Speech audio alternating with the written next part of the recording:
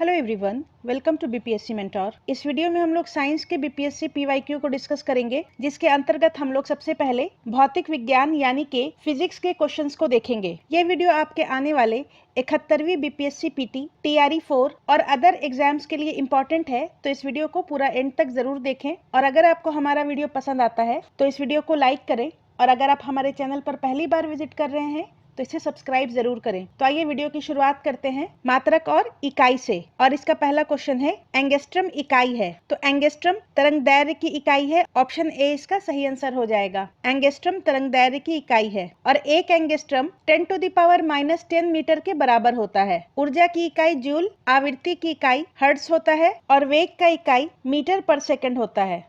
Next है, प्रकाश वर्ष किसकी इकाई है? तो प्रकाश वर्ष दूरी की इकाई है। प्रकाश द्वारा एक वर्ष में तय की गई दूरी को एक प्रकाश वर्ष कहा जाता है और एक प्रकाश वर्ष 9.46 इंटू 10⁻15 मीटर के बराबर होता है।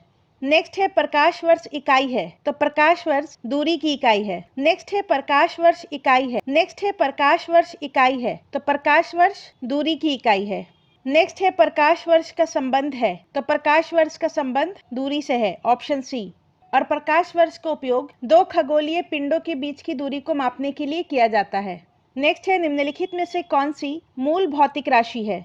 फिजिक्स में 7 मूल भौतिक राशियां होती हैं, जो इस प्रकार हैं। लंबाई, इसका मात्रक मीटर होता है और इसे स्मॉल m से डिनोट किया जाता है। दूसरा है द्रव्यमान या मास, इसका मात्रक किलोग्राम होता है, जिसे केजी से डिनोट करते हैं। तीसरा है समय, इसका मात्रक सेकंड होता है, जिसे स्मॉल s से डिनोट किया जाता है। चौथा है ताप, जिसका मात्रक केल्विन होता है, जिसे k से डिनोट करते हैं। पांचवा है विद्युत धारा या इलेक्ट्रिक करंट, इसका मात्रक एम्पियर होता है, जिसे कैपिटल A से डिनोट किया जाता है। छठा है ल्यूमिनस इंटेंसिटी, जिसका मात्रक कैंडेला होता है और इसे CD से डिनोट किया जाता है। और सातवां है पदार्थ का द्रव्यमान, जिसका मात्रक मोल होता है और इसे MOL से डिनोट किया जाता है। तो दिए गए विकल्पों में विद्युत धारा मूल भौतिक राशि का एग्जाम्पल है, जबकि बल, वेग और कार्य व्युत्पन्न राशि का उदाहरण है।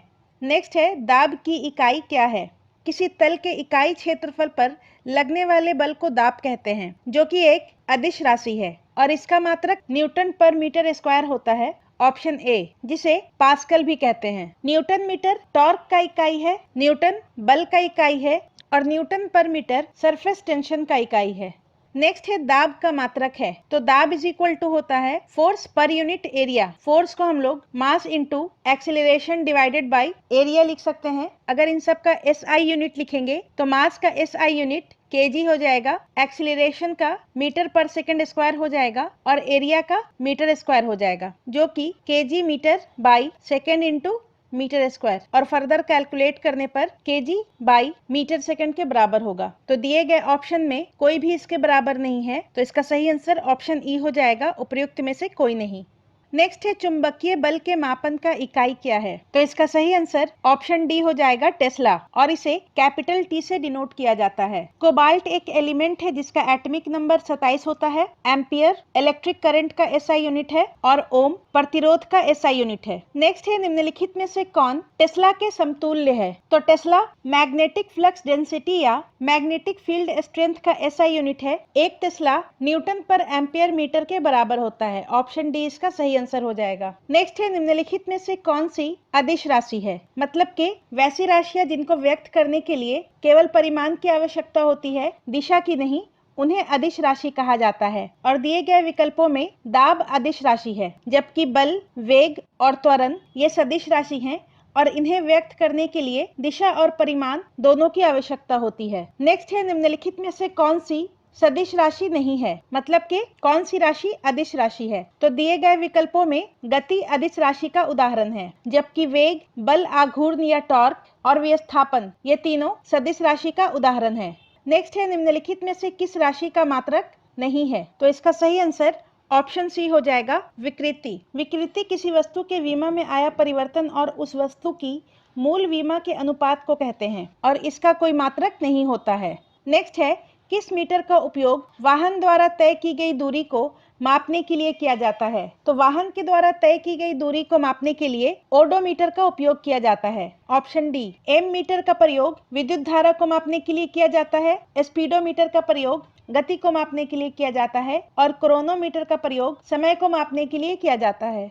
नेक्स्ट है 1 माइक्रोन बराबर होता है। तो 1 माइक्रोन 10⁻⁻6 मीटर के बराबर होता है और जब हम लोग मीटर को मिलीमीटर में कन्वर्ट करेंगे तो हो जाएगा 10⁻⁻6 इंटू 10⁻³ मिलीमीटर, क्योंकि 1 मीटर में 1000 मिलीमीटर होता है जो कि 10⁻³ मिलीमीटर के बराबर हो जाएगा। तो इसका सही आंसर ऑप्शन सी हो जाएगा 1/1000 मिलीमीटर। 1 माइक्रोन 1/1000 मिलीमीटर के बराबर होता है। नेक्स्ट है निम्नलिखित में से कौन सी राशि सदिश राशि नहीं है? तो इसका सही आंसर ऑप्शन डी हो जाएगा आयतन। आयतन एक अदिश राशि है, जबकि वेग, बल, विस्थापन इत्यादि सदिश राशि है। नेक्स्ट है मापक यंत्र एवं पैमाने और इसका पहला क्वेश्चन है आर्द्रता किस उपकरण से नापी जाती है? आर्द्रता को हाइग्रोमीटर के द्वारा मापा जाता है। Option B. वायुमंडल की सापेक्षिक आर्द्रता को मापने के लिए हाइग्रोमीटर का उपयोग होता है, जबकि हाइड्रोमीटर का उपयोग किसी तरल पदार्थ के विशिष्ट घनत्व को मापने के लिए किया जाता है और पायरोमीटर से उच्च तापमान को मापा जाता है और लैक्टोमीटर से दूध की शुद्धता को मापा जाता है। नेक्स्ट है सोनार तकनीक में उपयोग होता है। तो सोनार का फुल फॉर्म होता है साउंड नेविगेशन एंड रेंजिंग और इसमें उच्च आवृत्ति वाली अल्ट्रासोनिक ध्वनि का उपयोग किया जाता है। तो इसका सही आंसर ऑप्शन डी हो जाएगा, उपर्युक्त में से कोई नहीं। और अल्ट्रासोनिक तरंगों की आवृत्ति 20 किलोहर्ट्ज से अधिक होती है। नेक्स्ट है 1 किलोमीटर दूरी का तात्पर्य है। तो 1 किलोमीटर में 1000 मीटर होता है। तो इसका सही आंसर ऑप्शन सी हो जाएगा 1000 मीटर। 100 मीटर 1 हेक्टोमीटर के बराबर होता है। 1000 सेंटीमीटर 1 डेकामीटर के बराबर होता है। 100 सेंटीमीटर 1 मीटर के बराबर होता है। नेक्स्ट है 1 पिकोग्राम बराबर होता है। तो 1 पिकोग्राम 10⁻⁻12 ग्राम के बराबर होता है। 10⁻⁻6 ग्राम 1 माइक्रोग्राम के बराबर होता है। 10⁻⁻9 ग्राम 1 नैनोग्राम के बराबर होता है। 10⁻⁻15 ग्राम 1 फेम्टोग्राम के बराबर होता है। नेक्स्ट है निम्नलिखित में से कौन सा सही सुमेलित नहीं है? यहाँ पर नहीं है पूछ रहा है। वोल्ट मीटर से विभवांतर को मापा जाता है, तो ये सही है। एम मीटर से विद्युत धारा, तो ये भी सही है। पोटेंशियोमीटर से विद्युत वाहक बल, तो ये सही है। गैल्वेनोमीटर से विद्युत प्रतिरोध, तो ये गलत है। गैल्वेनोमीटर से छोटी विद्युत धारा को डिटेक्ट करने के लिए किया जाता है, मतलब कि विद्युत धारा का पता लगाने के लिए किया जाता है। तो इसका सही आंसर ऑप्शन डी हो जाएगा। और विद्युत प्रतिरोध को ओम मीटर के द्वारा मापा जाता है। नेक्स्ट है निम्नलिखित में से कौन सा सही मेल है? पहला है विद्युत मोटर विद्युत ऊर्जा से यांत्रिक ऊर्जा, तो ये सही है। सुरक्षा फ्यूज विद्युत धारा का तापीय प्रभाव, तो ये सही है। सुरक्षा फ्यूज विद्युत धारा के तापीय प्रभाव पर कार्य करता है। विद्युत जनरेटर विद्युत चुंबकीय प्रेरण पर कार्य करता है, तो ये भी सही है। तो इसका सही आंसर ऑप्शन डी हो जाएगा, उपर्युक्त में से एक से अधिक। ये तीनों सही है। नेक्स्ट है ऑडियोमीटर नापता है। तो ऑडियोमीटर ध्वनि की तीव्रता को नापता है। Option D. ऊंचाई को अल्टीमीटर के द्वारा मापा जाता है। वायुमंडलीय दाब को बैरोमीटर के द्वारा और हृदय की गति को स्टेथोस्कोप के द्वारा नापा जाता है। नेक्स्ट है घड़ी में समय नापा जाता है। तो इसका सही आंसर हो जाएगा क्वार्ट्ज क्रिस्टल के द्वारा, ऑप्शन ए। नेक्स्ट है 1 जिप्टो बराबर होता है। तो 1 जिप्टो 10⁻⁻21 के बराबर होता है, ऑप्शन सी। नेक्स्ट है पेंडुलम घड़ी की समय अवधि या दोलन काल होती है। तो इसका सही आंसर हो जाएगा ऑप्शन बी, 2 सेकेंड। नेक्स्ट है यांत्रिकी और इसका पहला क्वेश्चन है निम्नलिखित में से कौन सा न्यूटन की गति के तीसरे नियम का उपयोग करता है? तो न्यूटन के गति का तीसरा नियम कहता है कि प्रत्येक क्रिया के लिए एक समान और विपरीत प्रतिक्रिया होती है। तो इसका सही आंसर ऑप्शन डी हो जाएगा, उपर्युक्त में से एक से अधिक। तीरंदाजी और अंतरिक्ष रॉकेट ये दोनों न्यूटन के गति के तीसरे नियम का उपयोग करता है, जबकि वेंचुरी मीटर बर्नौली के नियम पर कार्य करता है। नेक्स्ट है गति को सर्वप्रथम किसने परिभाषित किया था? तो गति को सर्वप्रथम गैलीलियो के द्वारा परिभाषित किया गया था, ऑप्शन ए। नेक्स्ट है बल गुणनफल है। तो न्यूटन के दूसरे नियम के अनुसार किसी वस्तु पर लगने वाला बल उसके द्रव्यमान और त्वरण के गुणनफल के बराबर होता है। तो इसका सही आंसर ऑप्शन बी हो जाएगा, द्रव्यमान और त्वरण, मतलब कि F is equal to mass into acceleration. और बल का SI यूनिट न्यूटन होता है और द्रव्यमान और वेग का गुणनफल संवेग कहलाता है, यानी कि मोमेंटम। नेक्स्ट है त्वरण ज्ञात करने का सही सूत्र कौन सा है? त्वरण वेग के परिवर्तन दर को कहते हैं, जिसे स्मॉल a से डिनोट किया जाता है। और मानते हैं कि इनिशियली किसी वस्तु का वेग u है और फाइनली किसी वस्तु का वेग v है। इसे चेंज करने में t समय लगता है, तो त्वरण का फॉर्मूला हो जाएगा a is equal to final velocity minus initial velocity divided by t। तो इसका सही आंसर ऑप्शन ए हो जाएगा। नेक्स्ट है, न्यूटन के गति के दूसरे नियम के अनुसार किसी वस्तु का त्वरण सीधे अनुपातिक होता है। तो न्यूटन के दूसरे नियम के अनुसार force is proportional to the acceleration. तो इसका सही आंसर हो जाएगा ऑप्शन बी, वस्तु पर लगने वाला बल। नेक्स्ट है, वॉशिंग मशीन का कार्यकारी सिद्धांत क्या है? तो वॉशिंग मशीन अपकेंद्रन के सिद्धांत पर कार्य करता है, ऑप्शन सी। नेक्स्ट है, पदार्थ के संवेग और वेग के अनुपात से कौन सी भौतिक राशि प्राप्त की जाती है? किसी भी पदार्थ के संवेग को स्मॉल p से डिनोट करते हैं, जो कि द्रव्यमान गुने वेग के बराबर होता है, और संवेग और वेग का अनुपात उस वस्तु के द्रव्यमान के बराबर होता है। ऑप्शन सी इसका सही आंसर हो जाएगा, द्रव्यमान। नेक्स्ट है, किसी वस्तु को स्थिर वेग पर बनाए रखने के लिए आवश्यक बल है। तो इसका सही आंसर ऑप्शन ए हो जाएगा, शुद्ध बल। नेक्स्ट है, बॉल बेयरिंग का उपयोग स्थैतिक घर्षण को निम्नलिखित में से किन में परिवर्तित करने के लिए किया जाता है? बॉल बेयरिंग का उपयोग स्थैतिक घर्षण को रोलिंग घर्षण में परिवर्तित करने के लिए किया जाता है, ऑप्शन ए। नेक्स्ट है, फुटबॉल के खेल में एक गोलकीपर फुटबॉल को गोल में पकड़ने के बाद अपने हाथों को पीछे की ओर खींचता है। यह गोलकीपर को किस प्रकार सक्षम बनाता है? जब गोलकीपर फुटबॉल को गोल में पकड़ने के बाद अपने हाथों को पीछे की ओर खींचता है, तो उस स्थिति में गेंद को पकड़ने का समय बढ़ जाता है और समय बढ़ाकर इस गेंद पर लगने वाले बल यानी कि संवेग के परिवर्तन की दर को कम कर देता है। तो इसका सही आंसर ऑप्शन ए हो जाएगा, संवेग परिवर्तन की दर को कम करने में। नेक्स्ट है, केंद्र अभिमुखी बल किसके लिए जिम्मेदार है? तो इसका सही आंसर हो जाएगा ऑप्शन बी, वस्तु को वृत्ताकार पथ पर गतिमान रखना। एक समान वृत्तीय गति यानी कि सर्कुलर मोशन में गति स्थिर होती है, लेकिन दिशा बदलती रहती है, और दिशा बदलने के लिए जिस बल की आवश्यकता होती है उसे केंद्र अभिमुखी बल या फिर अभिकेंद्रीय बल कहा जाता है, जिस कारण कोई वस्तु वृत्ताकार पथ पर गतिमान रहता है। तो इसका सही आंसर ऑप्शन बी हो जाएगा, वस्तु को वृत्ताकार पथ पर गतिमान रखने के लिए। नेक्स्ट है, निम्नलिखित में से किस ऊर्जा परिवर्तन में घर्षण बल शामिल होता है?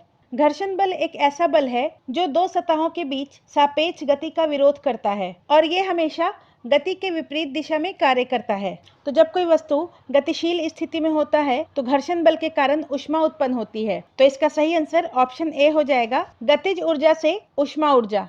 नेक्स्ट है, एक बस सीधे रास्ते पर चल रही है और अचानक दाईं ओर तेज मोड़ लेती है। बस में बैठे यात्री बाईं ओर झुकेंगे। ऑप्शन सी इसका सही आंसर हो जाएगा। जब तीव्र गति से कोई बस दाईं ओर मुड़ती है तो बस का जड़त्व बदल जाता है, लेकिन यात्रियों का जड़त्व अब भी सीधी दिशा में है, इसलिए यात्री बाईं ओर झुक जाते हैं। नेक्स्ट है, क्षैतिज वृत्त में स्थिर चाल से घूम रहे पिंड के लिए निम्नलिखित में से कौन स्थिर रहेगा?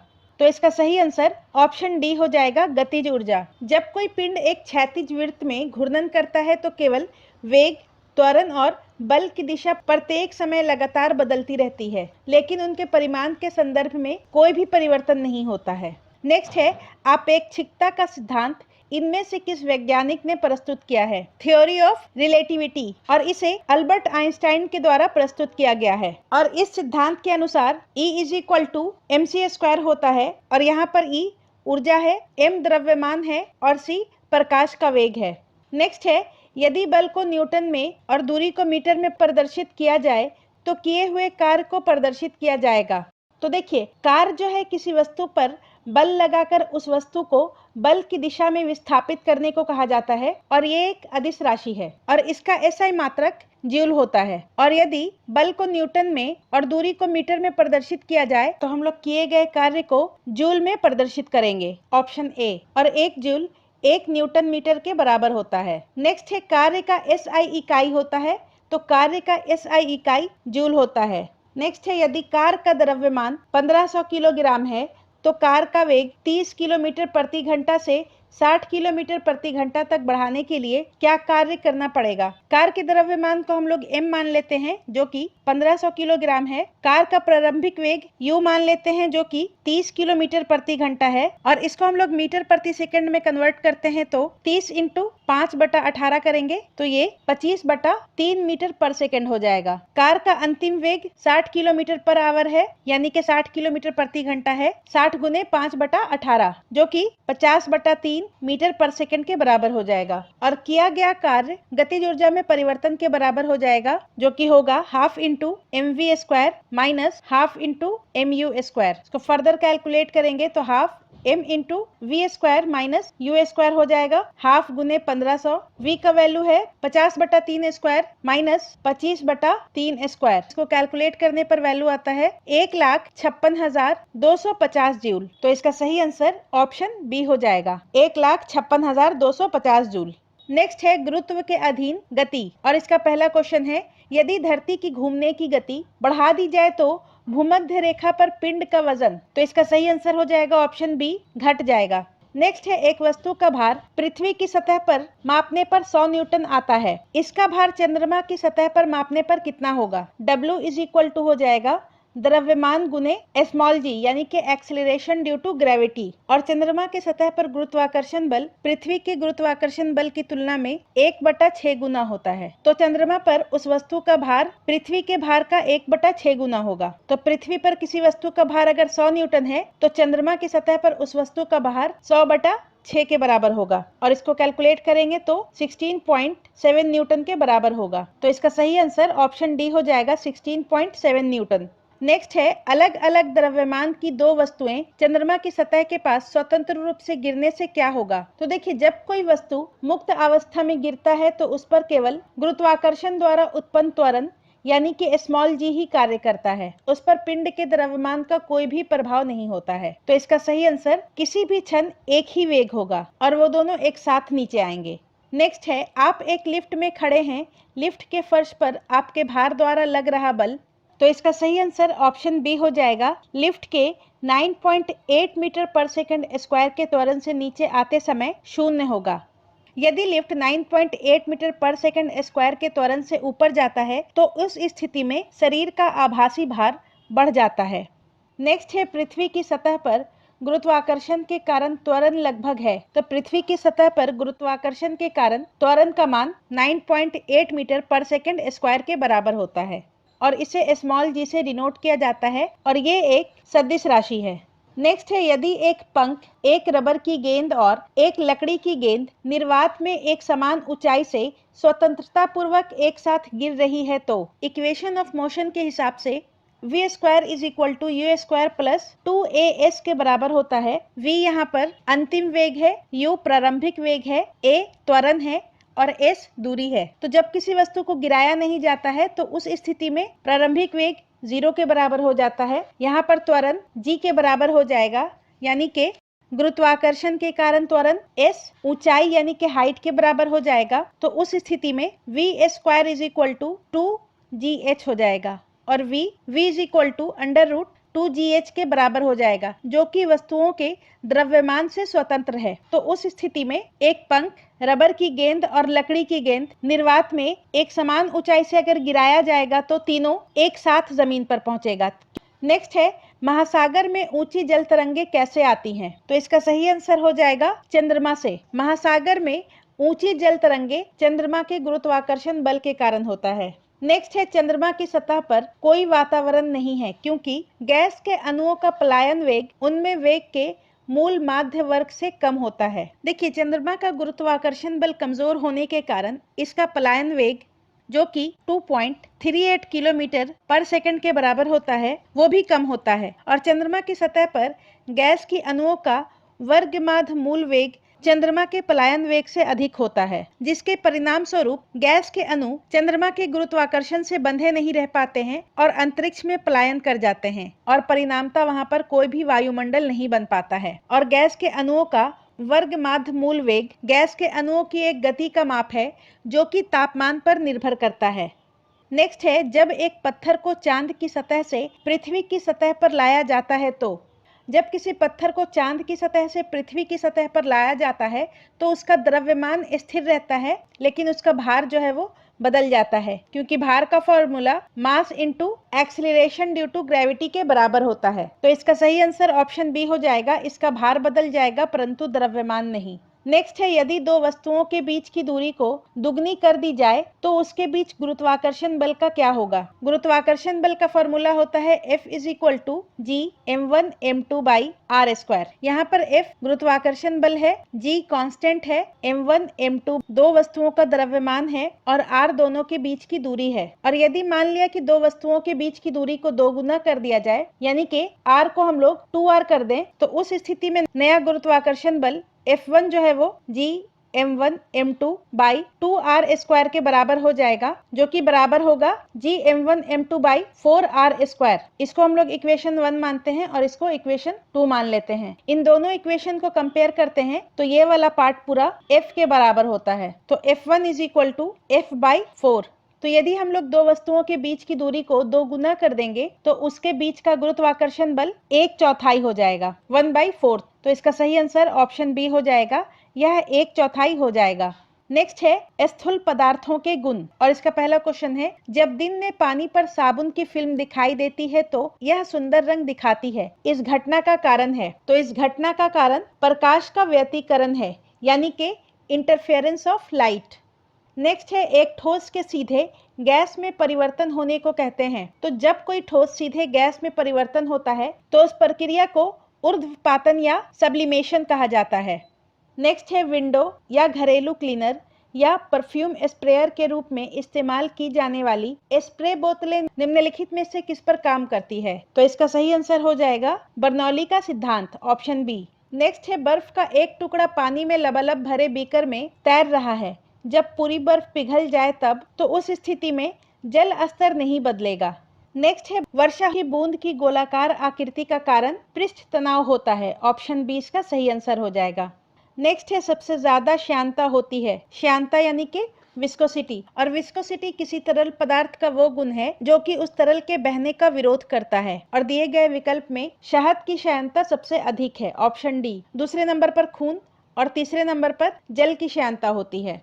नेक्स्ट है, प्रेशर कुकर में खाना जल्दी पक जाता है क्योंकि सामान्यतः पानी का क्वथनांक 100 डिग्री सेंटीग्रेड होता है, मगर वहीं अगर प्रेशर कुकर में बात की जाए तो प्रेशर कुकर में दाब बढ़ने के साथ साथ पानी का क्वथनांक भी बढ़ जाता है, जो कि लगभग 120 डिग्री सेंटीग्रेड के बराबर हो जाता है। और उच्च दाब के कारण पानी उच्च तापमान पर उबलने लगता है, जिसके कारण प्रेशर कुकर में खाना जल्दी पक जाता है। तो इसका सही आंसर ऑप्शन बी हो जाएगा, उच्च दाब के कारण पानी उच्च तापमान पर उबलने लगता है और खाना जल्दी पक जाता है। नेक्स्ट है, बैरोमीटर की ऊंचाई में अचानक वृद्धि इंगित करती है। तो बैरोमीटर से वायुमंडलीय दाब मापा जाता है और उसके ऊंचाई में अचानक वृद्धि अत्यंत शुष्क मौसम इंगित करती है, ऑप्शन डी। जबकि बैरोमीटर की ऊंचाई में अचानक आई गिरावट आंधी एवं तूफान का संकेत है तथा धीरे धीरे गिरावट वर्षा होने की संभावना को व्यक्त करता है। नेक्स्ट है, प्रकाश, और इसका पहला क्वेश्चन है, दृश्य स्पेक्ट्रम के तरंगदैर्घ्य की सीमा है। दृश्य स्पेक्ट्रम, जिसे दृश्य प्रकाश भी कहा जाता है, विद्युत चुंबकीय स्पेक्ट्रम का वह हिस्सा है जिसे मानव आंखें देख सकती हैं, और इसकी तरंगदैर्घ्य की सीमा 380 नैनोमीटर से 700 नैनोमीटर के बीच होता है। तो इसका सही आंसर ऑप्शन बी हो जाएगा, 3900 एंगस्ट्रम से 7600 एंगस्ट्रम के बीच। नेक्स्ट है, सौर विकिरण निम्न में से किस परास में दिखता है। तो इसका सही आंसर हो जाएगा 400 से 700 नैनोमीटर। नेक्स्ट है, दो कैंडेला का एक समदिक् स्रोत जितना प्रकाश फ्लक्स पैदा करता है वो है। तो एक समदिक् स्रोत सभी दिशाओं में समान रूप से प्रकाश उत्सर्जित करता है, और प्रकाश फ्लक्स इज इक्वल टू हो जाएगा 4 पाई इंटू ल्यूमिनस इंटेंसिटी। और यहाँ पर ल्यूमिनस इंटेंसिटी कैंडेला में दिया हुआ है, 2 कैंडेला, तो प्रकाश फ्लक्स हो जाएगा 8 पाई, और इसका एसआई यूनिट ल्यूमेन होगा। तो इसका सही आंसर ऑप्शन सी हो जाएगा, 8 पाई ल्यूमेन। नेक्स्ट है, सही कथन चुनिए। पहला कथन है, लाल प्रकाश का तरंगदैर्घ्य बैगनी प्रकाश से कम है। तो ये स्टेटमेंट गलत है। लाल प्रकाश का तरंगदैर्घ्य सबसे अधिक होता है और बैगनी प्रकाश का तरंगदैर्घ्य सबसे कम होता है। नेक्स्ट है, लाल प्रकाश का तरंगदैर्घ्य बैगनी प्रकाश से ज्यादा होता है, तो ये स्टेटमेंट सही है। नेक्स्ट है बैगनी प्रकाश का तरंगदैर्घ्य हरे प्रकाश से ज्यादा होता है, तो ये स्टेटमेंट भी गलत है। और नेक्स्ट है बैगनी प्रकाश का तरंगदैर्घ्य पीले प्रकाश से ज्यादा होता है, तो ये स्टेटमेंट भी गलत है। तो इसका सही आंसर ऑप्शन बी हो जाएगा। नेक्स्ट है प्रकाश की गति किसके बीच से जाते हुए न्यूनतम होगी। किसी भी माध्यम में प्रकाश की गति उस माध्यम के अपवर्तनांक पर निर्भर करती है और अपवर्तनांक निर्वात में प्रकाश की गति और माध्यम में प्रकाश की गति के अनुपात को कहा जाता है। और दिए गए विकल्पों में कांच का अपवर्तनांक सबसे अधिक है, इसलिए इसमें प्रकाश की गति सबसे न्यूनतम होगी। नेक्स्ट है प्रकाश का वर्ण विक्षेपण संभव है, तो इसका सही आंसर हो जाएगा ऑप्शन ए प्रिज्म द्वारा। नेक्स्ट है 20 सेंटीमीटर फोकस दूरी के एक उत्तल लेंस की सतह पर सफेद घोड़े का प्रतिबिंब बनाने के लिए बड़ी संख्या में काले रंग की पतली पट्टियां बनाई जाती हैं। वह प्रतिबिंब कैसा होगा। तो इसका सही आंसर ऑप्शन ए हो जाएगा कम चमक वाला एक घोड़ा। काली पट्टियां केवल प्रकाश की तीव्रता को कम करती हैं, लेकिन कोई छाया नहीं डालती हैं और ये पट्टियां काफी पतली हैं, इसलिए घोड़ा का जो प्रतिबिंब होगा वो कम चमक वाला होगा। नेक्स्ट है उत्तल लेंस की फोकस दूरी 10 सेंटीमीटर है और पानी में इसे डुबाने पर यह कार्य करेगा। 10 सेंटीमीटर वाले फोकस दूरी के उत्तल लेंस को जब पानी में डुबाया जाएगा तो उसकी फोकस दूरी बढ़ जाएगी तथा वो उत्तल लेंस के ही तरह काम करेगा। तो इसका सही आंसर ऑप्शन सी हो जाएगा। नेक्स्ट है हालांकि दृश्य प्रकाश में जल पारदर्शक होता है, दूरस्थ वस्तुओं को जल की महीन बिंदुओं से निर्मित कोहरे में नहीं देखा जा सकता। यह इसलिए होता है क्योंकि अधिकतर प्रकाश बिखरकर आभासी अस्पष्टता निर्मित करता है। Option B. कोहरे में जल की महीन बूंदें दृश्य प्रकाश को बिखेर देती हैं, जिससे दूर की वस्तुओं को स्पष्टता नहीं देखा जा सकता है, जिसका मुख्य कारण प्रकाश का प्रकीर्णन है। नेक्स्ट है एक वर्णी प्रकाश एक माध्यम से दूसरे माध्यम में प्रवेश करता है, निम्नलिखित में से कौन सा गुण नहीं बदलता है। तो जब एक वर्णी प्रकाश एक माध्यम से दूसरे माध्यम में प्रवेश करता है तो उस स्थिति में प्रकाश की आवृत्ति में कोई परिवर्तन नहीं आता है। Option A. जबकि प्रकाश का वेग, प्रकाश का तरंग दैर्घ्य और आयाम बदल सकते हैं। नेक्स्ट है दृष्टि की खराबी निकट दृष्टि को मायोपिया के नाम से जाना जाता है। इसका सही आंसर ऑप्शन ई हो जाएगा, उपर्युक्त में से कोई नहीं। और इस रोग से पीड़ित व्यक्ति को नजदीक की वस्तु आसानी से दिखती है परंतु दूर स्थित वस्तु नहीं दिखाई देता और इसके निवारण के लिए अवतल लेंस का उपयोग किया जाता है। नेक्स्ट है मायोपिया वह बीमारी है जिसमें व्यक्ति देख नहीं पाता। ऑप्शन ए इसका सही आंसर हो जाएगा, दूर की वस्तुएं स्पष्ट रूप से। नेक्स्ट है निकट दृष्टि दोष किसके प्रयोग से उपचारित किया जा सकता है। अवतल लेंस के प्रयोग से निकट दृष्टि दोष को उपचारित किया जा सकता है। नेक्स्ट है दृष्टि दोष जिसमें व्यक्ति दूर की वस्तुओं को स्पष्ट नहीं देख पाता लेकिन पास की वस्तुओं को स्पष्ट देख पाता है, वह दृष्टि दोष क्या कहलाता है। तो उसे निकट दृष्टि दोष कहते हैं। Option A. नेक्स्ट है अवतल दर्पण द्वारा बनाया गया प्रतिबिंब वास्तविक, उल्टा और वस्तु के आकार के बराबर होता है। वस्तु की स्थिति कैसी होनी चाहिए। देखिए, जब वस्तु अनंत पर हो तो उस स्थिति में प्रतिबिंब फोकस पर बनता है, जो कि अत्यधिक छोटा, वास्तविक और उल्टा होता है। जब वस्तु अनंत और सी के मध्य हो, यानी कि वक्रता केंद्र के मध्य हो, तो उस स्थिति में प्रतिबिंब वक्रता केंद्र और फोकस के मध्य बनता है, छोटा बनता है, वास्तविक तथा उल्टा बनता है। जब वस्तु वक्रता केंद्र पर हो तो उसका इमेज वक्रता केंद्र पर बनता है, वस्तु के समान आकार का बनता है, वास्तविक तथा उल्टा बनता है। जब वस्तु को वक्रता केंद्र और फोकस के बीच रखा जाता है तो उस स्थिति में प्रतिबिंब वक्रता केंद्र और अनंत के मध्य बनता है, वस्तु से बड़ा और वास्तविक तथा उल्टा बनता है। जब वस्तु को फोकस दूरी पर रखा जाता है तो उस स्थिति में इमेज इन्फिनिटी पे बनता है, वस्तु से अत्यधिक बड़ा और वास्तविक तथा उल्टा बनता है। और जब वस्तु को फोकस दूरी और पोल के मध्य रखा जाता है तो उस स्थिति में इमेज मिरर के पीछे बनता है, वस्तु से काफी बड़ा बनता है और आभासी तथा सीधा बनता है। तो यहाँ पर पूछ रहा है अवतल दर्पण में प्रतिबिंब वास्तविक, उल्टा और वस्तु के आकार का किस स्थिति में बनता है। तो जब वस्तु को वक्रता के केंद्र पर रखते हैं तो उस स्थिति में प्रतिबिंब वास्तविक, उल्टा और वस्तु के आकार के बराबर होता है। नेक्स्ट है जब एक टेलीस्कोप के अभिदृश्यक लेंस का व्यास बढ़ता है तब टेलीस्कोप की विभेदन क्षमता बढ़ती है। ऑप्शन सी। नेक्स्ट है प्रकाश में 7 रंग होते हैं, रंगों को अलग करने का क्या तरीका है। तो इसका सही आंसर हो जाएगा एक प्रिज्म से रंगों को अलग अलग किया जा सकता है। नेक्स्ट है यदि किसी एनक की लेंस की शक्ति +2 डायोप्टर है तो उसकी फोकस दूरी होगी। लेंस की शक्ति इसे d से डिनोट करते हैं और d is equal to 1/f होता है और यहाँ पर f जो है वो फोकस दूरी है। तो f इज इक्वल टू हो जाएगा 1/d is equal to 1/2 is equal to हो जाएगा 0.5 meter is equal to 50 centimeter. तो इसका सही आंसर ऑप्शन सी हो जाएगा 50 सेंटीमीटर। नेक्स्ट है श्वेत प्रकाश को नली में कैसे उत्पन्न करते हैं। श्वेत प्रकाश को उत्पन्न करने के लिए फ्लोरेसेंट ट्यूब में अर्गन गैस और पारे की वाष्प में विसर्जन शुरू करने के लिए तंतुओं को गर्म करना होता है। तो इसका सही आंसर हो जाएगा ऑप्शन बी, तंतु को गर्म करके। नेक्स्ट है सौर भट्टी में प्रयुक्त होता है। तो इसका सही आंसर हो जाएगा ऑप्शन बी, अवतल दर्पण। अवतल दर्पण सूर्य की समानांतर किरणों को एक बिंदु पर केंद्रित करते हैं जिससे भट्टी में उच्च तापमान प्राप्त होता है। नेक्स्ट है अति सूक्ष्म वस्तुओं को देखने के लिए प्रयोग किया जाने वाला प्रकाशिक उपकरण है। तो इसका सही आंसर हो जाएगा माइक्रोस्कोप। नेक्स्ट है ट्यूबलाइट में प्रकाश किस पर निर्भर करता है। तो ट्यूबलाइट में प्रकाश ट्यूब में ठोस धातु पर निर्भर करता है। नेक्स्ट है शीशे का उपयोग किया जाता है। तो शीशे का उपयोग प्रकाश संचरण हेतु किया जाता है। नेक्स्ट है नाई की दुकान में 2 समतल दर्पण रखे जाते हैं एक दूसरे के समानांतर।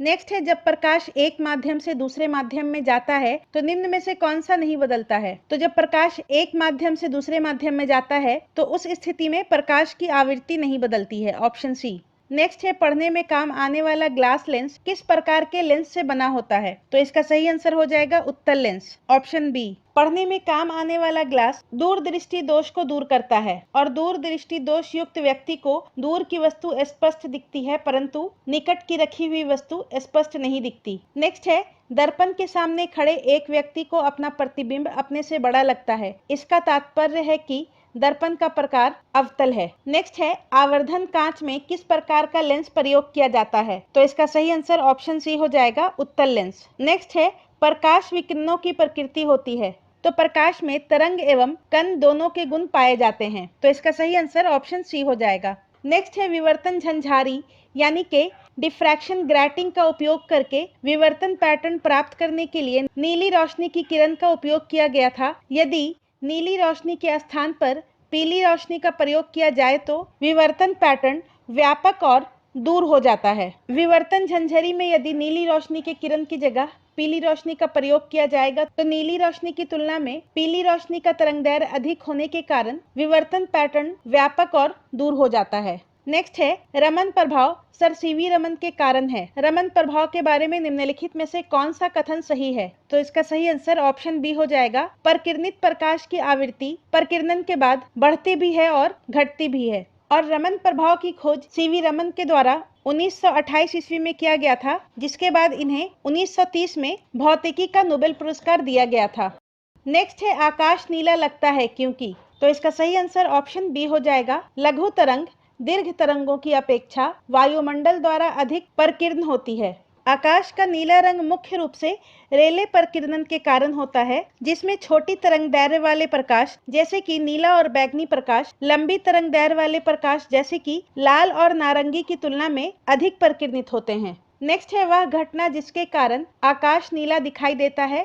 तो इसका सही आंसर हो जाएगा ऑप्शन सी, प्रकाश का प्रकीर्णन। नेक्स्ट है रात के समय खुले आकाश में तारों के टिमटिमाने को किससे समझाया जा सकता है। तो रात के समय खुले आकाश में तारों के टिमटिमाने का कारण तारों के प्रकाश का पृथ्वी के वायुमंडल में पहुंचने पर होने वाला अपवर्तन है। तो इसका सही आंसर ऑप्शन ए हो जाएगा, प्रकाश का अपवर्तन। नेक्स्ट है सौर ऊर्जा निम्न में से किससे प्राप्त होती है। तो इसका सही आंसर सूर्य हो जाएगा। नेक्स्ट है प्रकाश की गति निम्न में से किस माध्यम में न्यूनतम होगी। तो जिस वस्तु का अपवर्तनांक ज्यादा होगा उसमें प्रकाश की गति न्यूनतम होगी। तो इसका सही आंसर ऑप्शन डी हो जाएगा, कांच। नेक्स्ट है सूर्य के प्रकाश का धरती की सतह पर पहुंचने में लगने वाला समय लगभग।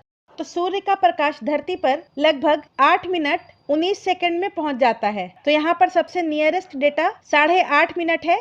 तो इसका सही आंसर ऑप्शन सी हो जाएगा। नेक्स्ट है सूर्य का प्रकाश पृथ्वी पर पहुंचता है। तो इसका सही आंसर ऑप्शन ई हो जाएगा, उपयुक्त में से कोई नहीं। सूर्य का प्रकाश 8 मिनट 19 सेकंड में पृथ्वी पर पहुंचता है।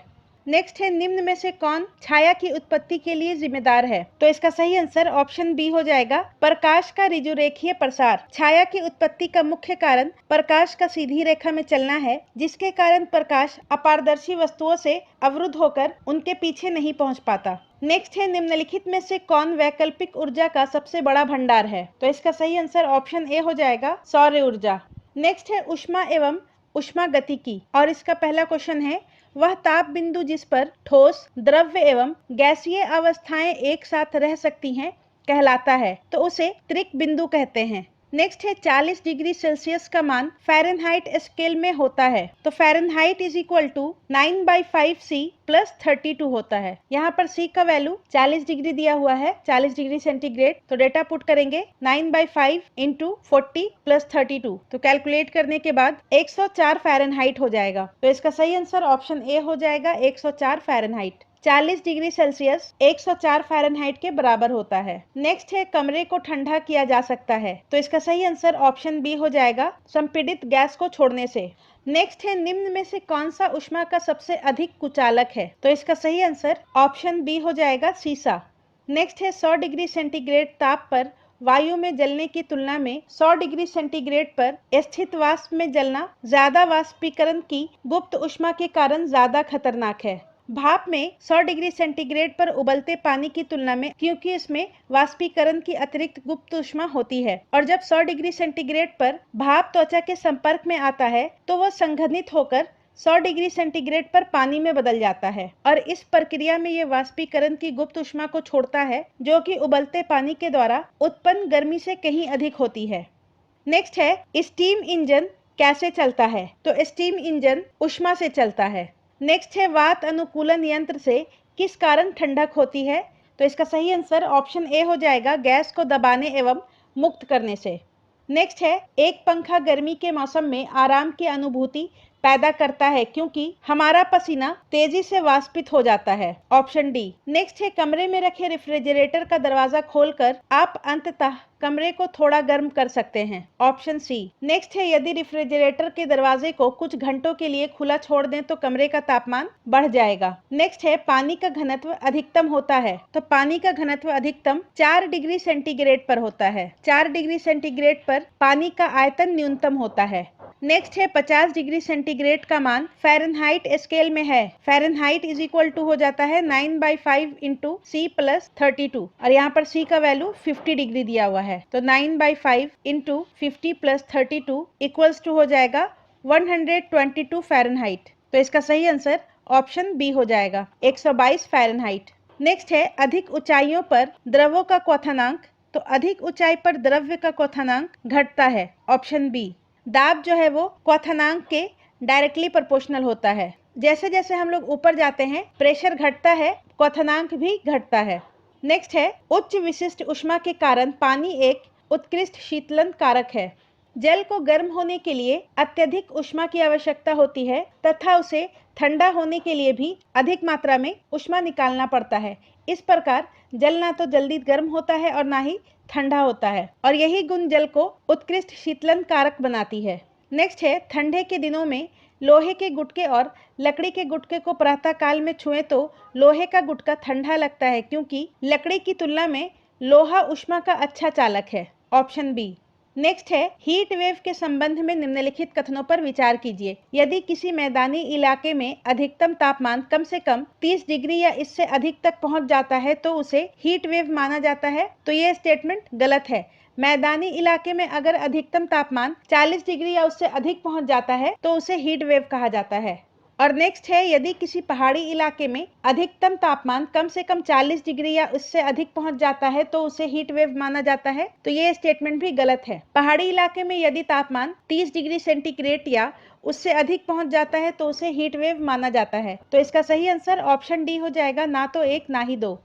नेक्स्ट है ऊष्मा स्थानांतरण, जिसके लिए किसी माध्यम की आवश्यकता नहीं होती है, कहलाता है। ऊष्मा का स्थानांतरण 3 तरीके से होता है, चालन, संवहन और विकिरण। चालन में ऊष्मा का स्थानांतरण उन पदार्थों में होता है जो एक दूसरे के सीधे संपर्क में आते हैं, जैसे कि जब हम किसी रॉड को गर्म करते हैं और उसे छूते हैं तो हमें वो गर्म लगता है, कंडक्शन। ठीक है। दूसरा है कन्वेक्शन यानी कि संवहन, और इसमें ऊष्मा का स्थानांतरण अणुओं की गति के कारण होता है। और तीसरा है रेडिएशन या फिर विकिरण। इसमें ऊष्मा का स्थानांतरण माध्यम पर निर्भर नहीं करता है, ये इलेक्ट्रोमैग्नेटिक वेव्स के तरह होता है, जैसे कि सूर्य की ऊष्मा का पृथ्वी तक पहुंचना। तो इसका सही आंसर ऑप्शन ए हो जाएगा, विकिरण।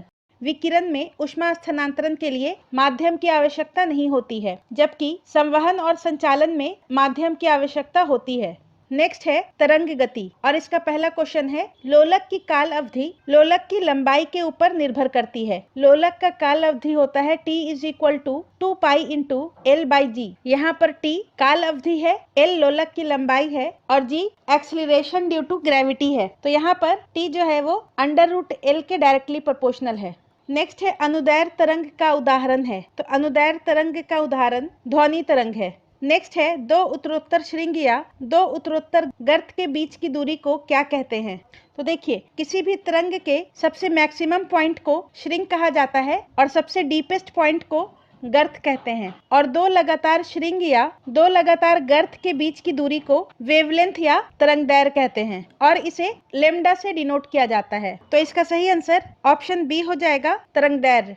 नेक्स्ट है विद्युत चुंबकीय तरंगों का वेग होता है। तो विद्युत चुंबकीय तरंगों का वेग प्रकाश के वेग के बराबर होता है, जो कि 3 × 10⁸ मीटर पर सेकंड के बराबर होता है, ऑप्शन ए। नेक्स्ट है कॉस्मिक किरणें आवेशित कण होती हैं, ऑप्शन ए इसका सही आंसर हो जाएगा, और ये विद्युत चुंबकीय स्पेक्ट्रम का भाग नहीं होती हैं।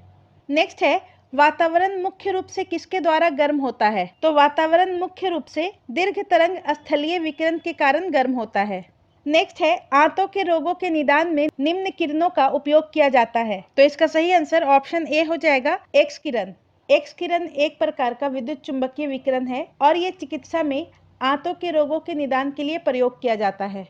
नेक्स्ट है ध्वनि, और इसका पहला क्वेश्चन है हर्ट्ज में क्या मापा जाता है। तो हर्ट्ज में आवृत्ति को मापा जाता है। आवृत्ति का SI यूनिट हर्ट्ज होता है, जिसे HZ से डिनोट करते हैं। नेक्स्ट है आवृत्ति को मापा जाता है हर्ट्ज में। मीटर पर सेकंड में स्पीड या वेलोसिटी को मापते हैं। रेडियन में एंगल को मापा जाता है और वॉट पावर का SI यूनिट है। नेक्स्ट है ध्वनि की तीक्ष्णता किसके द्वारा निर्धारित की जाती है। तो ध्वनि की तीक्ष्णता यानी कि पिच, ये ध्वनि के तरंगदैर्घ्य से निर्धारित की जाती है, ऑप्शन सी। नेक्स्ट है जब एक ध्वनि तरंग एक माध्यम से दूसरे माध्यम में जाती है तो वह राशि जो अपरिवर्तित रहती है। तो इसका सही आंसर हो जाएगा आवृत्ति। जब ध्वनि तरंग एक माध्यम से दूसरे माध्यम में जाती है तो आवृत्ति अपरिवर्तित रहती है। तो एक बात आप लोग यहाँ पे याद रखेंगे, सेम कंडीशन प्रकाश के लिए भी था। जब प्रकाश एक माध्यम से दूसरे माध्यम में जाता है तो उसका आवृत्ति नहीं बदलता है।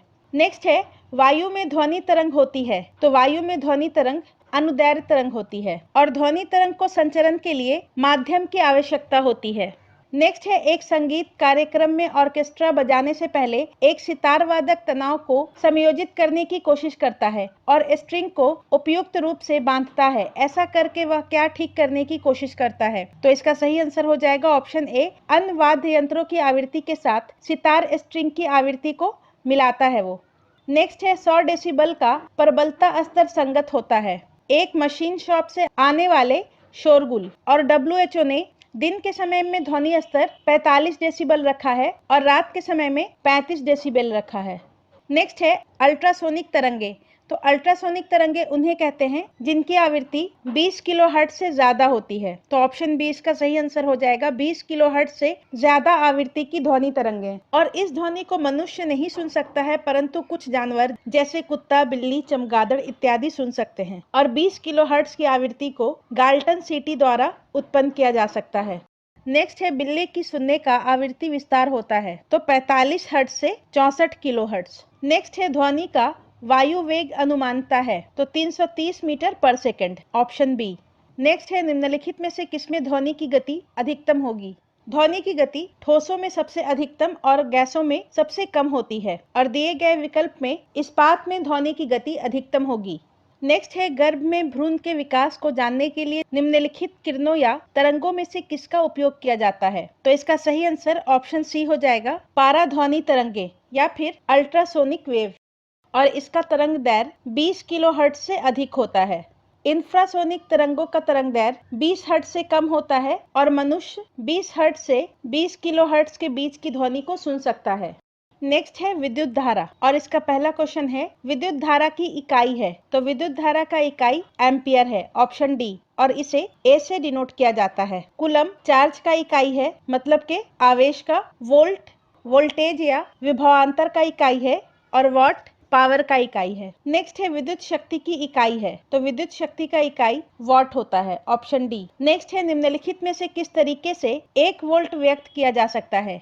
वोल्ट वोल्टेज का एसआई यूनिट होता है, और वोल्टेज को हम लोग प्रति यूनिट चार्ज में ऊर्जा की मात्रा या किया गया कार्य से परिभाषित करते हैं। तो यहाँ पर ऊर्जा का एसआई यूनिट जूल होता है और चार्ज का एसआई यूनिट कूलम होता है। तो दिए गए विकल्पों में इसका सही आंसर हो जाएगा 1 volt is equal to 1 joule पर कूलम हो जाएगा। तो इसका सही आंसर ऑप्शन ए हो जाएगा, 1 जूल प्रति कूलम। नेक्स्ट है कॉस्मिक किरणें। कॉस्मिक किरणें एक आवेशित कण होती हैं। नेक्स्ट है विद्युत शक्ति की इकाई है, तो इसका सही आंसर वॉट हो जाएगा। नेक्स्ट है टरबाइन एवं डायनमो से बिजली प्राप्त करने के लिए किस ऊर्जा को विद्युत ऊर्जा में परिवर्तित करते हैं? तो इसका सही आंसर हो जाएगा मैकेनिकल ऊर्जा को विद्युत ऊर्जा में, ऑप्शन सी।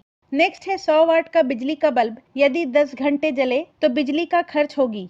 100 वाट का बल्ब यदि 10 घंटे जलाया जाएगा तो उसका यूनिट 100 इंटू 10 हो जाएगा, यानी कि 1000 वाट घंटा, और 1000 वाट घंटा 1 किलो वाट हम लोग लिख सकते हैं इसको, 1 किलो वाट आवर, और 1 किलो वाट आवर 1 यूनिट के बराबर होता है। तो इसका सही आंसर ऑप्शन बी हो जाएगा। अगर 100 वाट का बिजली का बल्ब 10 घंटे जलेगा तो 1 इकाई बिजली खर्च होगी। नेक्स्ट है 2 समानांतर प्रतिरोध वाले सर्किट का कुल प्रतिरोध 1.403 किलो ओम है। यदि एक प्रतिरोधक का मान 2 किलो ओम है तो दूसरे प्रतिरोधक का मान होगा। समानांतर प्रतिरोध वाले सर्किट में कुल प्रतिरोध का जो फॉर्मूला है वो होता है 1/R equivalent is equal to 1/R1 plus 1/R2। तो R equivalent is equal to हो जाएगा R1 R2 by R1 plus R2। R equivalent का वैल्यू है 1.403 किलो ओम, R1 का वैल्यू 2 किलो ओम दिया हुआ है, R2 का वैल्यू हम लोगों को कैलकुलेट करना है। तो R2 का वैल्यू आ जाएगा कैलकुलेट करने पर 2.806 divided by 0.597 is equal to 4.70 kilo ohm. तो इसका सही आंसर ऑप्शन डी होगा, 4.70 किलो ओम। नेक्स्ट है एक सामान्य शुष्क सेल में विद्युत अपघट्य होता है, तो इसका सही आंसर हो जाएगा अमोनियम क्लोराइड। एक सामान्य सेल में अमोनियम क्लोराइड या जिंक क्लोराइड को विद्युत अपघट्य के रूप में प्रयुक्त किया जाता है, और मैग्नीज डाइऑक्साइड को कैथोड के रूप में प्रयोग करते हैं। नेक्स्ट है m किलोग्राम भार एवं ई कूलम्ब आवेश वाला इलेक्ट्रॉन स्थिर अवस्था में v वोल्ट के विभवांतर से गति करता है, तब उसकी अंतिम ऊर्जा जूल में होगी। तो देखिए स्थिर अवस्था में इलेक्ट्रॉन का गतिज ऊर्जा शून्य होगा, मतलब कि उस पर कोई भी कार्य नहीं किया जा रहा है। जैसे ही इलेक्ट्रॉन v वोल्ट के विभवांतर से गति करता है तो उसके स्थितिज ऊर्जा में परिवर्तन आता है, और अंतिम स्थिति में m किलोग्राम भार वाले इलेक्ट्रॉन पर किया गया कार्य या फिर उसकी ऊर्जा चार्ज इंटू विभवांतर, और यहाँ पर चार्ज E है और विभवांतर v वोल्ट है, तो EV के बराबर हो जाएगा। तो इसका सही आंसर ऑप्शन ए हो जाएगा, EV। नेक्स्ट है डायनमो। डायनमो यांत्रिक ऊर्जा को विद्युत ऊर्जा में परिवर्तित करता है, ऑप्शन बी। नेक्स्ट है विद्युत मोटर में, तो विद्युत ऊर्जा को यांत्रिक ऊर्जा में बदला जाता है, ऑप्शन सी। नेक्स्ट है विद्युत धारा निम्न में से किस उपकरण से नापी जाती है? तो विद्युत धारा को एम मीटर से नापा जाता है, ऑप्शन बी। पोटेंशियोमीटर से ईएमएफ मापा जाता है और वोल्ट मीटर से वोल्टेज मापा जाता है। नेक्स्ट है विद्युत धारा किस उपकरण से नापी जाती है? एम मीटर से। नेक्स्ट है फोटो इलेक्ट्रिक सेल एक ऐसा उपकरण है जो प्रकाश ऊर्जा को विद्युत ऊर्जा में बदलता है, ऑप्शन बी। नेक्स्ट है सौर सेल एक उपकरण है जो प्रकाश को विद्युत ऊर्जा में परिवर्तित करता है। हमें ऊर्जा का उच्चतम उत्पादन दोपहर के समय प्राप्त होता है जब सूर्य हमारे सिर के ठीक ऊपर होता है, क्योंकि तो जब सूर्य की किरणें लंबवत गिरती हैं तो प्रकाश विकिरण का घनत्व अधिकतम होता है, ऑप्शन ए। नेक्स्ट है चुंबकीय सुई किस तरफ संकेत करती है? तो उत्तर की ओर। चुंबकीय सुई उत्तर की ओर संकेत करती है। नेक्स्ट है चुंबकत्व का अनुचुंबकीय या समचुंबक सिद्धांत निम्न में से किसके द्वारा प्रदर्शित होता है? तो इसका सही आंसर ऑप्शन डी हो जाएगा, प्लैटिनम। अनुचुंबकीय पदार्थ वे पदार्थ होते हैं जो बाहरी चुंबकीय क्षेत्र की उपस्थिति में कमजोर रूप से आकर्षित हो जाते हैं। नेक्स्ट है सड़क प्रकाश में उपयोग आने वाले बल्बों को जोड़ा जाता है।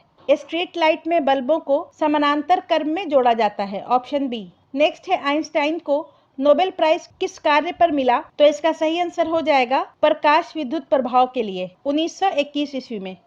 नेक्स्ट है विद्युत उत्पन्न करने के लिए कौन सी धातु का उपयोग होता है? तो इसका सही आंसर ऑप्शन ए हो जाएगा, यूरेनियम का। नेक्स्ट है आमतौर पर सुरक्षा फ्यूज लगाने के लिए प्रयोग होने वाला तार किस पदार्थ का बना होता है?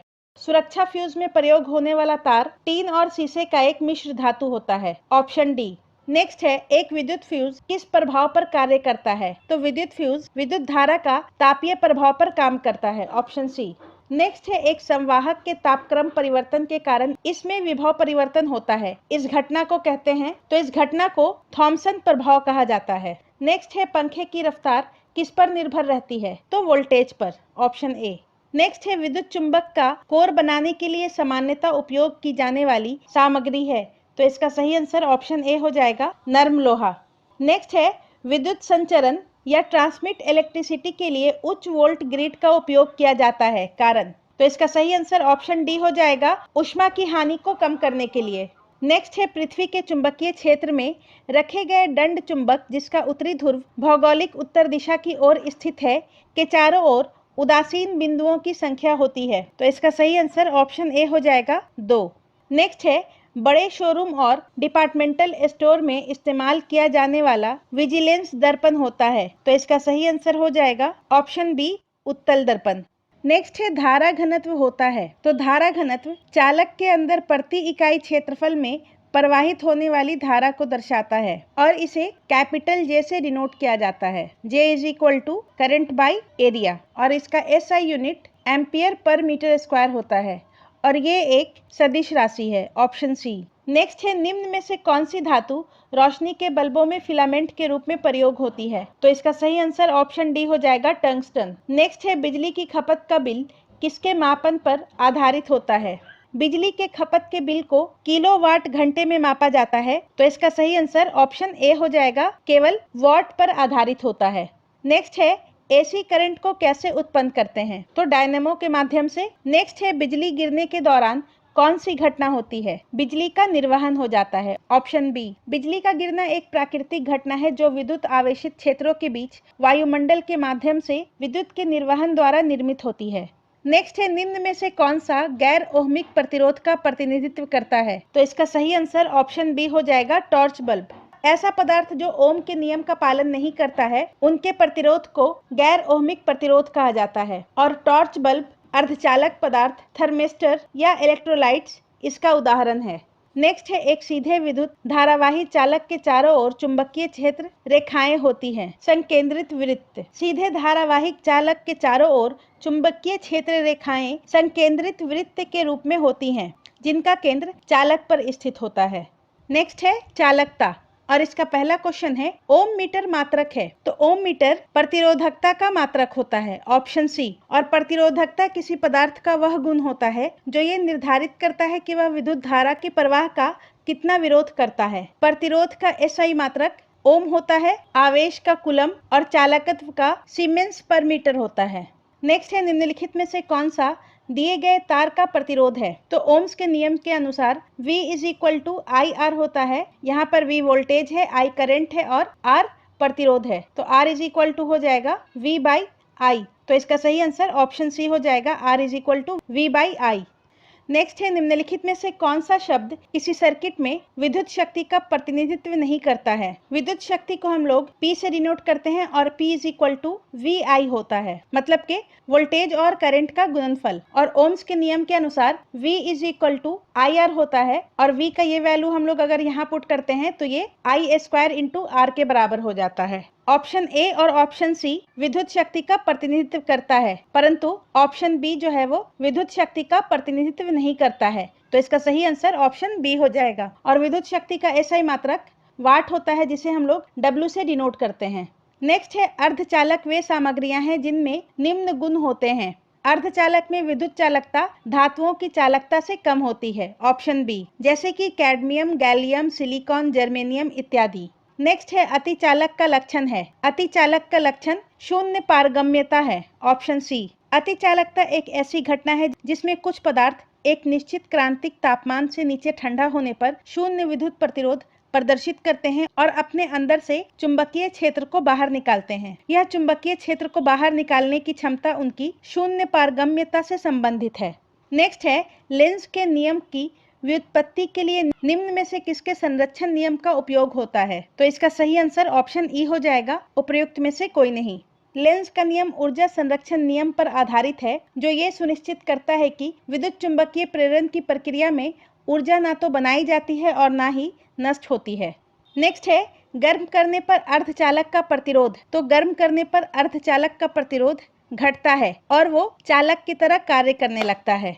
नेक्स्ट है एक सुचालक को दूसरे चार्ज किए गए सुचालक के पास लाकर बिना संपर्क बनाए चार्ज करने की प्रक्रिया कहलाती है, तो उसे प्रेरण कहा जाता है, ऑप्शन ए। नेक्स्ट है निम्न में से कौन सा तरल बिजली का कुचालक है? तो इसका सही आंसर ऑप्शन डी हो जाएगा, उपर्युक्त में से कोई नहीं। नींबू का रस, नमकीन पानी, संतरे का जूस, ये तीनों अपनी प्रकृति में आयनिक होते हैं, अर्थात ये सभी विद्युत के सुचालक हैं।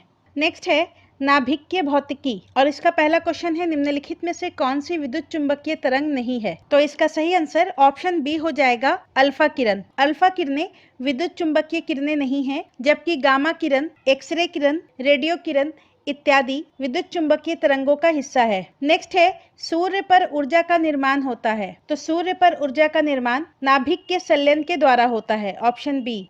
नेक्स्ट है परमाणु बम का सिद्धांत आधारित है। परमाणु बम का सिद्धांत नाभिक के विखंडन पर आधारित है, ऑप्शन बी। और नाभिक के विखंडन में भारी परमाणु जैसे कि यूरेनियम हल्के परमाणुओं में टूट जाते हैं, जिसके परिणाम स्वरूप ऊर्जा मुक्त होती है। और नाभिक के संलयन इसमें दो हल्के परमाणु जैसे कि हाइड्रोजन या फिर उसके समस्थानिक आपस में जुड़कर एक भारी परमाणु का निर्माण करते हैं और इस प्रक्रिया में बहुत अधिक ऊर्जा मुक्त होती है। और नाभिक के संलयन सूर्य और तारों के ऊर्जा का स्रोत है।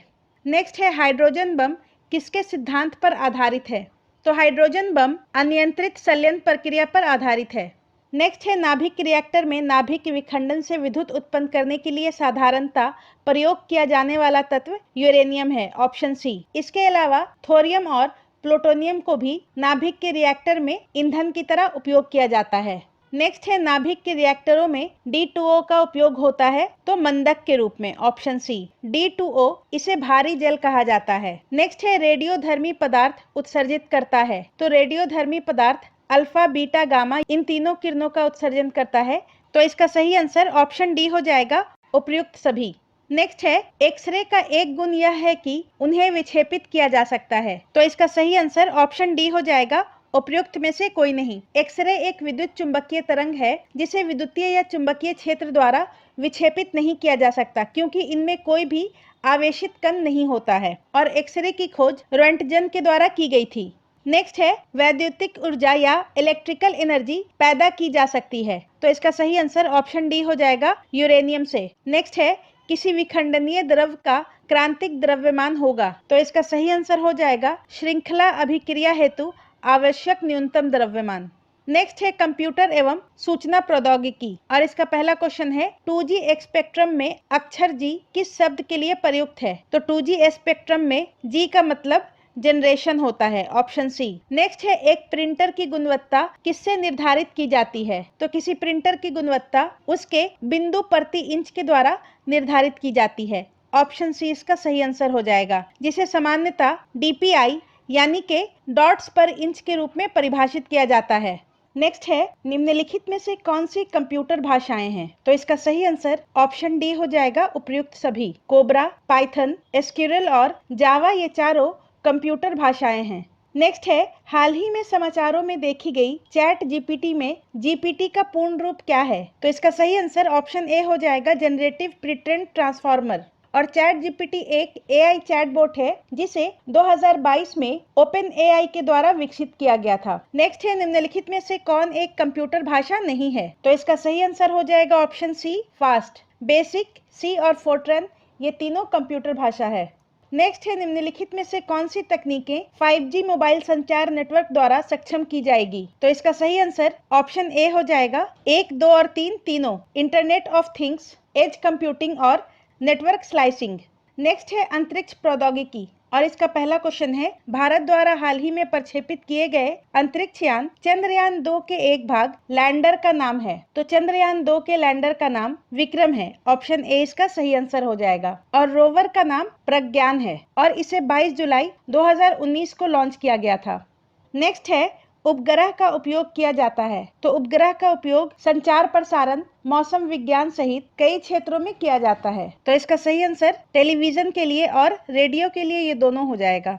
नेक्स्ट है इनसैट 2A कब छोड़ा गया? इनसैट 2A को 10 जुलाई 1992 को फ्रेंच गुयाना से छोड़ा गया था। तो इसका सही आंसर ऑप्शन सी हो जाएगा, 10 जुलाई 1992। नेक्स्ट है प्रमुख वैज्ञानिक एवं आविष्कार और इसका पहला क्वेश्चन है, रडार का आविष्कारक कौन था? तो रडार का आविष्कार 1935 ईस्वी में रॉबर्ट वाटसन के द्वारा किया गया था और रडार का फुल फॉर्म होता है radio detection and ranging. Next है सर सीवी रमन को भौतिकी का नोबेल पुरस्कार प्राप्त हुआ। तो इसका सही आंसर हो जाएगा वर्ष 1930 में और ये भौतिक शास्त्र में नोबेल पुरस्कार प्राप्त करने वाले पहले भारतीय थे और इन्होंने 1928 में रमन इफेक्ट की खोज की थी और रमन प्रभाव का संबंध प्रकाश के प्रकीर्णन से है। नेक्स्ट है टेलीस्कोप की खोज किस वैज्ञानिक ने की थी? तो टेलीस्कोप की खोज गैलीलियो ने की थी। Option D. नेक्स्ट है सदी के शुरुआत में हवाई जहाज का आविष्कार किसने किया? तो हवाई जहाज का आविष्कार राइट ब्रदर्स के द्वारा किया गया था। नेक्स्ट है आधुनिक टेलीफोन उपयोग करता है। तो इसका सही आंसर ऑप्शन ए हो जाएगा, रेडियो तरंगों का। नेक्स्ट है विविध और इसका पहला क्वेश्चन है, घड़ी में प्रयोग होने वाले क्वार्ट्ज क्रिस्टल होते हैं। घड़ी में प्रयोग होने वाले क्वार्ट्ज क्रिस्टल सिलिकॉन डाइऑक्साइड होते हैं और इसका सूत्र होता है SiO2।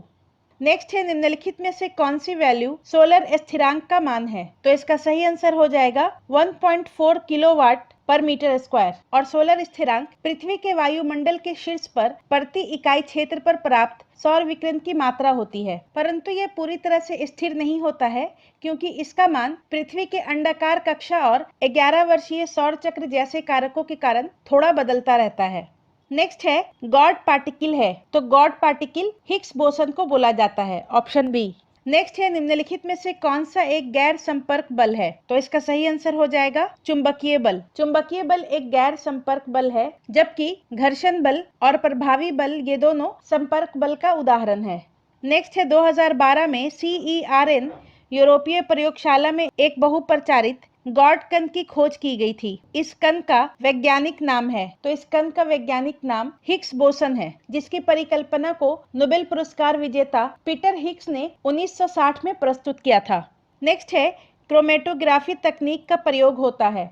क्रोमेटोग्राफी तकनीक का प्रयोग किसी मिश्रण से पदार्थों को अलग करने में होता है, मुख्यतः विटामिन और प्रोटीन के पृथक्करण में। तो इसका सही आंसर ऑप्शन डी हो जाएगा। नेक्स्ट है निम्नलिखित में कौन सा फोटो इलेक्ट्रिक उपकरण डिजिटल अनुप्रयोगों के लिए सबसे उपयुक्त है? तो इसका सही आंसर हो जाएगा फोटोवोल्टेइक सेल। Option B. और फोटोवोल्टेइक सेल को सामान्य तौर पर सोलर सेल भी कहा जाता है।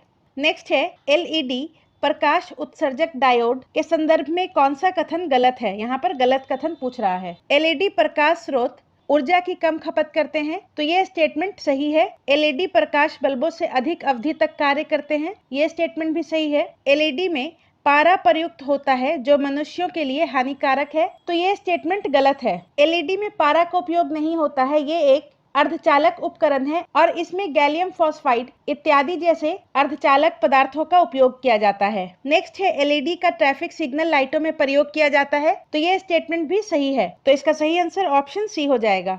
नेक्स्ट है निम्नलिखित में कौन सा फोटो इलेक्ट्रिक उपकरण डिजिटल अनुप्रयोगों के लिए सबसे उपयुक्त है? तो इसका सही आंसर ऑप्शन ए हो जाएगा फोटोवोल्टाइक सेल। नेक्स्ट है निम्नलिखित में से ग्रीन हाउस गैस है। ग्रीन हाउस गैसें पृथ्वी के वायुमंडल में मौजूद वैसे गैस होती हैं जो कि पृथ्वी से परावर्तित होने वाली विकिरणों को रोककर वायुमंडल को गर्म बनाए रखती हैं और इसके उदाहरण हैं कार्बन डाइऑक्साइड, मीथेन, ओजोन, जल वाष्प, हाइड्रोफ्लोरोकार्बन, नाइट्रस ऑक्साइड इत्यादि। तो इसका सही आंसर ऑप्शन ई हो जाएगा, उपयुक्त में से एक से अधिक। नेक्स्ट है निम्नलिखित में से कौन सी धातु अर्धचालक है? तो इसका सही आंसर हो जाएगा ऑप्शन बी, जर्मेनियम।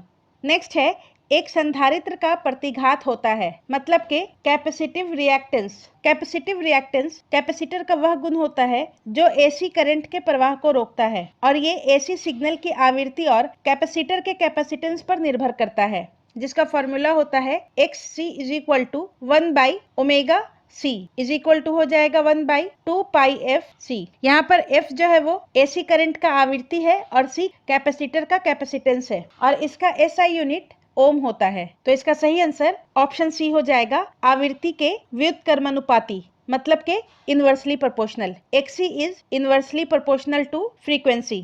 नेक्स्ट है प्रथम भारतीय उपग्रह आर्यभट्ट कब छोड़ा गया था? तो इसका सही आंसर हो जाएगा ऑप्शन बी, 19 अप्रैल 1975 को। नेक्स्ट है भारत में प्रथम 3D मुद्रित मानव जैसे रोबोट का नाम है?